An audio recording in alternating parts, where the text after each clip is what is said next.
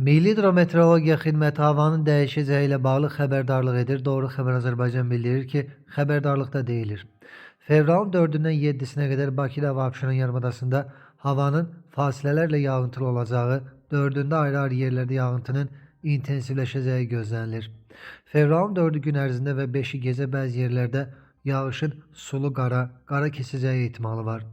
Azərbaycanın rayonlarında fevralın 3-ü axşamdan 5-i gündüzə qədər hava şəraitinin arabir yağıntılı olacağı, bəzi yerlərdə qar yağacağı, ayrı-ayrı yerlərdə güclənəcəyi gözlənilir.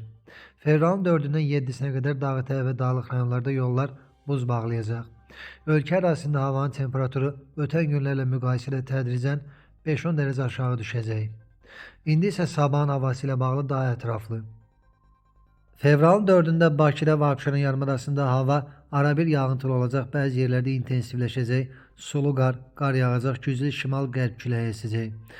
Temperatur gecə və gündüz 1-5 dərəcə isti olacaq. Naxçıvanda da sabah sulu qar və qar yağacaq, temperatur 0-4 dərəcə isti olacaq.